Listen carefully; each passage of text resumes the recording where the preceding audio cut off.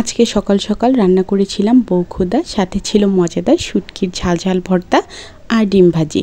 আপনারা কে কে বউখুদার সঙ্গে পরিচিত অবশ্যই জানাবেন। হাই এভরিওয়ান, আসসালামু আলাইকুম। ইচ্ছে ডানা থেকে আমি আশুরা। আপনারা সবাই কেমন আছেন? আমি আলহামদুলিল্লাহ ভালোই আছি। আপনারা কি সবাই বউখুদার সঙ্গে পরিচিত? অবশ্যই আমাকে জানাবেন। কিন্তু এই যে চাল বানানোর পর যে ভাঙা চালগুলো থাকে, এগুলো দিয়েই আমরা লবণ, হলুদ, কাঁচামরিচ, পেঁয়াজ দিয়ে যেটা রান্না করি সেটাকেই আমরা বউখুদা বলি। মূলত খুদ দিয়ে কিন্তু রান্না করা হয় না, ওই একটু কালো থাকে, এজন্য খুদটা ব্যবহার করা হয় না। ভাঙা চাল থাকলে সেটাকেই ব্যবহার করি। তো এখানে তেমনভাবে কোনো মশলা দেয়া হয় না, এটাকে একটু পানি দিয়ে সিদ্ধ করে নেব। কিন্তু এটা না ঝরঝরেটা খেতে বেশি মজা লাগে আমার কাছে। আমি তো এটাতে বেশ কয়েক রকম ভর্তা দিয়ে, ঝাল ঝাল ভর্তা দিয়ে খেতে বেশি ভালো লাগে। মাঝে মধ্যে আমি অবশ্য খিচুড়ির মতো করেও নরম করে রান্না করি মুসুর ডাল দিয়ে। তো এই তো হয়েছে আমার সকাল সকাল খাবার। এটা ছিল বউখুদা।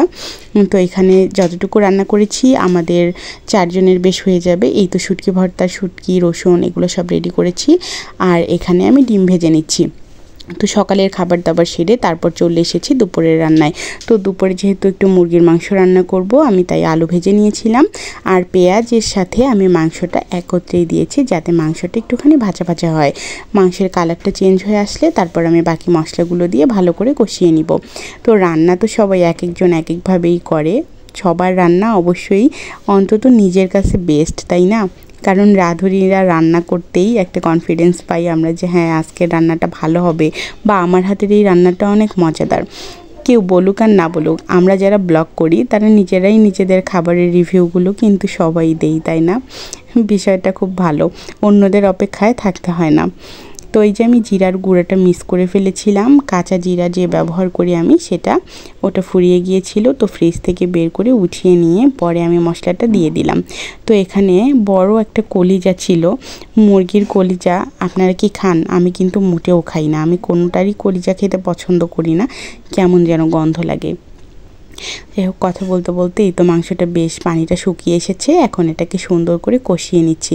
তবে কিন্তু আজকের মাংসটা একটু ঝালঝাল করে, একটু কম ঝোল করে রান্না করব, যেহেতু মুসুর ডাল আছে।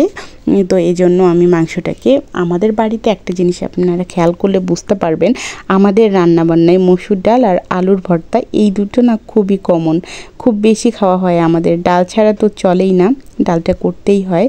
আর এখানে আলু ভর্তা, আগে তো শিলবিলাতি আলুর ভর্তাটা বেশি খাওয়া হতো, এখন দেশি আলুর ভর্তাটাই খাওয়া হয়।